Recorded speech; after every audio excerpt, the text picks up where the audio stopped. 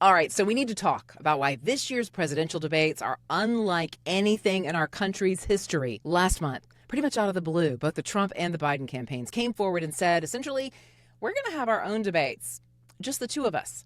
That completely upended the way we have always done debates here in America in recent history. The first debate, according to Biden, Trump, and CNN, will be hosted by CNN. It's happening in just a few days on June 27th. Though most Americans do believe the healthy exchange of ideas among presidential candidates is really important, many are not so aware that these debates are being executed in a way that will exclude competition. So, why have Donald Trump and Joe Biden sidestepped our normal debate process and decided only to debate each other?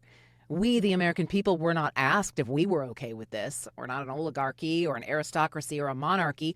We are a constitutional republic and a representative democracy. And democracy means we don't get told by our leaders what's going to happen. Also, being a republic means we, the people, ultimately hold the power. We choose our representatives, and then they represent us, making constitutional laws according to what we, the people, want, as American values explored. And today we're going to take a look at whether what's happening with the 2024 presidential debates is an overt attempt to thwart the democratic process and help those who have been in power stay in power. And we need to ask ourselves how keeping independent voices off the presidential debate stage in a country that now has a majority of voters who identify as independents could ever be a positive thing. Now, even though debate has been considered a tremendous part of American culture since long before we were even a country, we had never had an official presidential debate until a young college student floated the idea back in 1956. Fred Kahn was Jewish, and he was from Germany, a German citizen. His family fled to Belgium in the 30s. His dad had noticed that Hitler's opponents and adversaries, dissenting voices, you might say, began disappearing, and he sensed that Germany was quickly becoming a very dangerous place. Now, after moving to the U.S. at the age of 19 years old, Frank began a campaign to bring the presidential candidates at the time, Adlai Stevenson and Dwight Eisenhower, to his school, the University of Maryland, for a first-ever presidential debate. It was an idea that did begin to gain traction nationwide, but it was thwarted by administrators who declared that academic campuses were not the places for political speeches. But Frank's efforts had generated enough momentum for the American people to agree they did need presidential debates. So just 4 years later, in 1960, we had our first. The debate did have an impact on the public perceptions of both candidates, and it's credited with helping Kennedy most likely beat Nixon, who was, before the debate, assumed to be the frontrunner. Nixon was perspiring and seemed nervous, and on TV, people thought Kennedy looked young, sharp, and energetic. On most political debate stages, it's that little stuff that always gets remembered, like the quick-witted comments, the expressions, the sighs, the flies, the winks, the phrases that become part of our vernacular, the odd things the candidates do, the flubs, retorts, and flat-out mic drops. But what most of us do not know is exactly how our presidential debates have always come together. Frank Fahrenkopf and the nonpartisan nonprofit he co-founded, known as the CPD, or Commission on Presidential Debates, has planned and produced all the debates in recent history. These are the people who are the ones who decide when and where the debate should be held, the rules for the participants, which TV and radio stations will moderate and air them, which candidates will be invited, the criteria they'll have to meet in order to be included, and by what dates they'll have to hit those targets. Now, from 1988 to 2000, something called an MOU, a Memorandum of Understanding, a document of things to which the candidates had agreed, was kept private, just between the candidates. But in 2004, the John Kerry and George W. Bush camps agreed to make their Memorandum of Understanding public. Now, in preparation for the 2024 presidential election, the CPD, as usual, scheduled 3 different debates. And last November, the commission announced these debates would take place, 2 in September and 1 in October, and release the criteria for candidate participation. Now, at the time, neither Trump nor Biden gave any indication they would not participate, and Biden did say that he had plans to debate Trump. But in May, 6 months after the CPD announcement, Biden's campaign manager wrote and released a letter saying Biden would not be participating in those commission-planned debates. She said because, number one, they'd been planned too close to Election Day. They'd be held in front of an audience, which the Biden camp considered too distracting. And number 3, because in the 2020 debates, the CPD hadn't done a satisfactory enough job of enforcing the debate rules. The Biden campaign letter also included a list of intentions for debates in which Biden would participate. The most remarkable, at least to those of us who favor democracy, Biden was refusing to debate a third-party candidate. And Trump then told everybody he'd already agreed to Biden's demands and debates had already been set up. And then they started this weird back-and-forth kind of WWE-style call-out. I don't exactly know what you could call this thing. Frank Fahrenkopf didn't seem to know what to say about what these two were doing. So, as it stands now, no matter which of the other candidates, including independent frontrunner Robert F. Kennedy Jr., qualifies for the CNN or ABC debate, according to the debate's own criteria, Biden and Trump will be the only two candidates on that debate stage, raising the question, what is going on? Now, previously, Trump had indicated he was fine debating Kennedy, but after that Biden letter went public, Trump blamed Biden for boxing Kennedy out, posting, quote, "Crooked Joe Biden does not want RFK Jr. in the debates because Jr. is far left and they'd be debating over the same territory like the ridiculous open borders." Now, actually, Kennedy, after visiting the border twice and meeting for hours with the actual Americans who were trying to deal with the influx of foreign nationals, said that he saw the situation as a humanitarian crisis and that the border absolutely needed to be closed.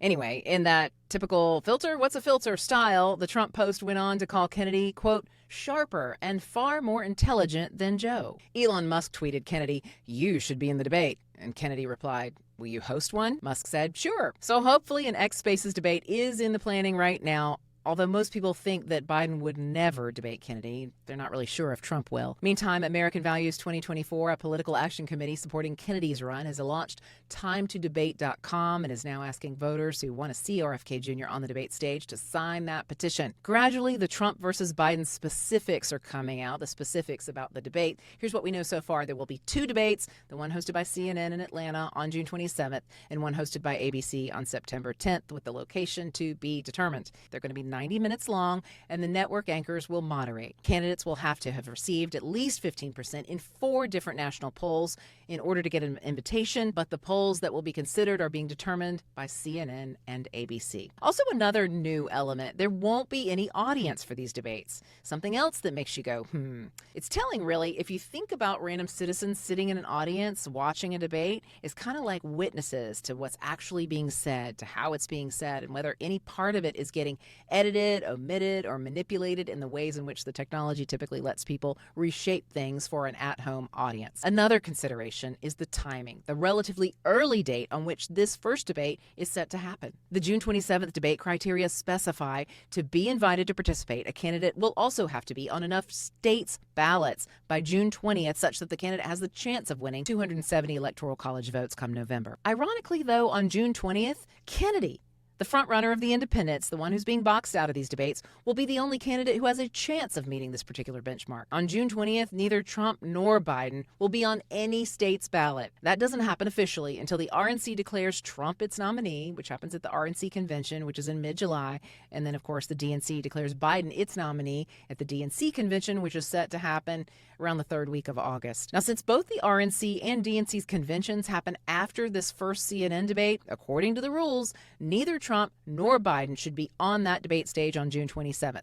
Yet Trump, Biden, and CNN are all acting as if those two are going to be the only two candidates on stage. So what in the heck is going on? Are these two candidates colluding with CNN and with each other to deceive the American people into believing there are only two candidates running for president?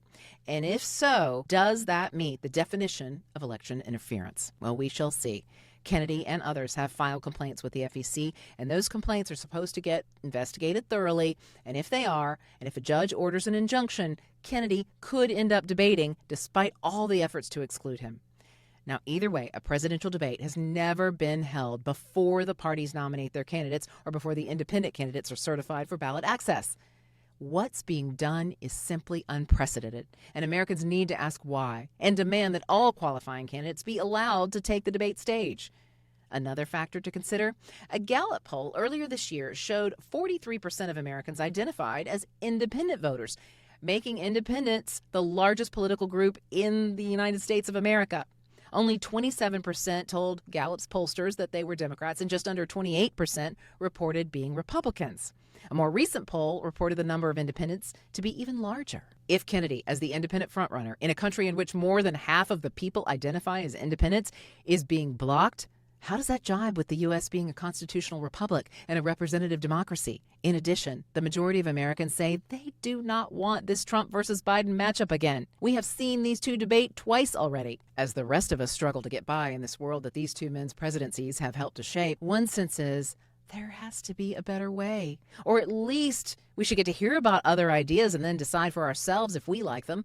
The COVID fiasco is still top of mind to a lot of people, as are the Trump and Biden administration's failures in managing the virus and, of course, the fallout, too. When you consider the amount of money we've spent because of COVID, plus the money sent to fund both new global conflicts and the new humanitarian needs caused by those conflicts, the expansion of the monetary supply, and where it's left us feeling like there is simply no hope for a decent future for the generations behind us. When you consider how much both Biden and Trump spent, money we do not have, the ridiculous deficit spending still happening right now, too staggering for most people to have a chance at understanding, plus the rising interest rates, and how the main weapon we have when trying to combat all this new inflation that turned out not to be transitory, caused in part by our government's willingness to expand the monetary supply, is that the Fed will have to continue to raise interest rates. People have got to be dying to hear anything that sounds like sanity in these presidential debates. Perhaps it's that adult in the room voice that terrifies both Trump and Biden. It is the vitriol and constant fear-mongering that have more American voters than ever before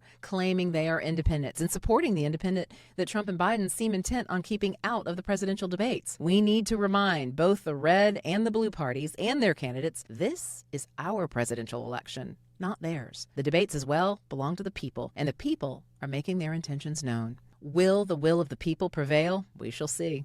Let's hope.